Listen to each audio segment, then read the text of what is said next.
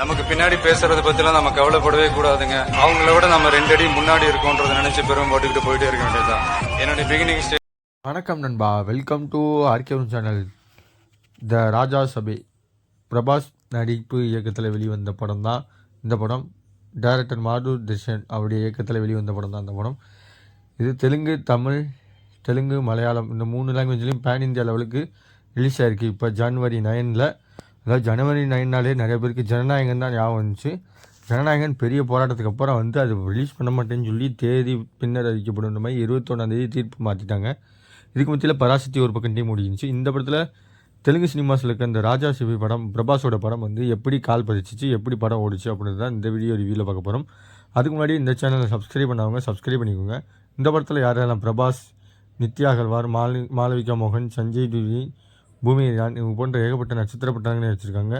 Director அப்புறம் தமன் தான் music பண்ணியிருக்காரு. மியூசிக் தமன் எப்போயுமே தெலுங்கு படம், மலையாள படம் இந்த மாதிரி பண்ணால் டம்மு டம்முன்னு போட்டு பிஜிஎம்லாம் மிரட்டி விட்டுருவாருன்னு நினைக்கலாம். ஆனால் இந்த படத்தில் நிறையா இடத்துல டம்மு டம்முன்னு போடாமல் மெலோடியாகவும் பீட்டுக்கு ஏற்ற மாதிரி, ஸ்க்ரீன் பிளேக்கு ஏற்ற மாதிரி சும்மா யதார்த்தமாக சாதுவான நடிப்புகளையும் போட்டு இசையை போட்டு மிரட்டியிருக்காருன்னு சொல்லலாம்.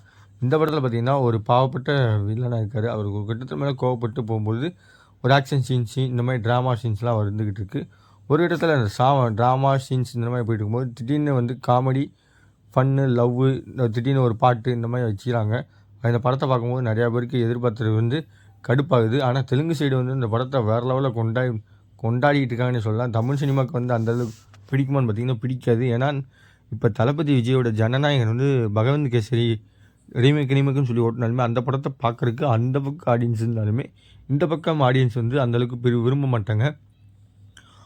தெலுங்கு சினிமா காட்டிலும் மலையாள சினிமா ஓரளவு பெட்டராகும். தெலுங்கு சினிமா தாண்டி அதே படத்தில் லாங்குவேஜ் மட்டும் டப் பண்ணி ஓட்டுனாங்கன்னா தமிழ் சினிமா ஆடியன்ஸுக்கு பிடிக்கவே பிடிக்காது. தெலுங்கு சினிமாவில் த பெஸ்ட்டு மூவியாக ஓடினது, பெஸ்ட்டு மூவின்னு கிடையாது, கொஞ்சம் ஃபேமஸான பேசப்பட்ட படம்னா புஷ்பா தான். அது நம்ம அல்லு அர்ஜுனுக்காகவே ஓடிச்சுன்னு சொல்லலாம். இந்த படத்தில் ஃபஸ்ட் ஹாஃப் காட்டிலும் செகண்ட் ஹாஃப் கொஞ்சம் முக்கியம் தான் போச்சு. செகண்ட் ஹாஃப் போனதுக்கப்புறம் கடைசியில் பார்ட் 2 இன்ட்டு கொடுக்குற மாதிரி நம்ம டேரக்டர் முடிச்சிருக்காரு. பார்ட் 2 இந்த படத்தில் ஃபஸ்ட் பார்ட்டே பார்க்க முடியல, ஃபஸ்ட்டு டே. இதில் 2வது பார்ட் வரையா. இந்த படத்தில் முக்கால்வாசி செட்டிலே தான் போட்டு முடிச்சிருப்பாங்கன்னு நினைக்கிறேன். செட்டில் போட்டுட்டு நம்ம டேரக்டருக்கு, ஆர்டிஸ்ட்டுக்கெலாம் சம்பளம் கொடுத்துட்டு வாப்பா உள்ளே நடிச்சுட்டு போப்பா அப்படின்ற மாதிரி நிறையா இடத்துல சில இடத்துல செட்டுன்ற மாதிரி தான் நிறைய இருக்குது, நம்மளுக்கு தோண வைக்கிற அளவுக்கு வச்சுருக்காங்க. ஒரு சில காட்சிகள் மட்டுமே வெளியே அவுட்டோரில் எடுத்த மாதிரி, பாடல்களுக்கு மட்டும் எடுத்துகிற மாதிரி தெரியுது. மற்றபடி எல்லாமே செட்டுகள் எடுத்தாலும் செட்டிலே எடுக்கிறதாங்க சில இடத்துல கண்டுபிடிக்கிற அளவுக்கு யதார்த்தமான காட்சிகள்லாம் இல்லாமல் செட்டு தான் அப்படின்னு கன்ஃபார்ம் பண்ணுற அளவுக்கு எடுத்து வச்சுருக்காங்க. விஎஃப்எக்ஸ் சீன் சில இடத்துல, பல இடத்துல விஎஃப்எக்ஸ் சீனும் தெளிவாகவே பண்ணலை, கொஞ்சம் தெளிவாக பண்ணியிருக்கலாம். நம்ம பிரபாஸ் முதல்ல கூட சண்டை போடுற சீனை தெலுங்கு சினிமா சைடு, தெலுங்கு தேட்டரில் டம்மியான முதலையோட வச்சு ஃபேன்ஸ்லாம் கூஸ் பம்ஸாக கொண்டாடிக்கிட்டாங்க. சில இடத்துல, பல இடத்துல கண்ணாடி தேட்டருக்கு கண்ணாடிலாம் அடித்து நொறுக்கி போட்டு கூட்டத்தில் தலைவனை பார்த்தே ஆகணும்னு சொல்லிக்காக பிரபாஸ்க்காக போய் பார்த்துருக்காங்க. பிரபாஸோட டைட்டில் கார்டு சொல்லி ஆகணும். கிட்டத்தட்ட நம்ம தளபதி விஜய்க்கு லியோவில் டைட்டில் கார்டு போட்டார் நம்ம லோகேஷ் கனகராஜன். அவர் டிசைனிங் டீம் அதே எல்லா பேருமே சூப்பர் ஸ்டார் கொண்டு பிரபாஸ் வரைக்கும் இப்போ தெலுங்கு சினிமாஸ் வரைக்கும் ஃபேமஸ் ஆயிடுச்சுன்னா அதுக்கு காரணம் 1 தளபதி விஜய் தான் சொல்லலாம். அந்த மாதிரி தான் அதோடைய பிரபாஸோடைய டைட்டில் கார்டு பார்க்கும்போது எனக்கு அந்தளவுக்கு ஃபீல் ஆச்சுன்னு சொல்லலாம். இந்த படத்தில் விஎஃப்எக்ஸ், சவுண்டு இதெல்லாம் கொஞ்சம் இன்னும் இம்ப்ரூவ்மெண்ட் பண்ணிக்கலாம். ஸ்டோரி வைஸ் கொஞ்சம் சுமாரான ஸ்டோரி தான். தெலுங்கு சினிமாஸில் இந்த படத்தை ஆஹா ஊகான்னு பார்ப்பாங்க, ஆனால் தமிழ் ஆடியன்ஸுக்கு அந்தளவுக்கு பிடிக்காதுன்னு சொல்லலாம்.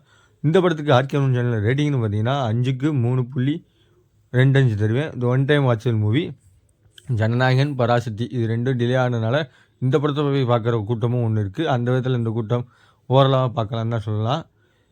திரௌபதி 2 வந்திருக்கு. அந்த படத்தை பார்த்துட்டு உங்களுடைய ரிவ்யூ என்னன்னு மறக்காமல் கமெண்ட் பண்ணுங்கள். சில பேர் அந்த படத்துக்கு போயிட்டு அந்த படத்துக்கு ஆதரவு கொடுத்துருக்காங்க. அடுத்த ஒரு வீடியோவில் சந்திக்கிறேன். ஆர்கேவன் பாய் விவாஸ்.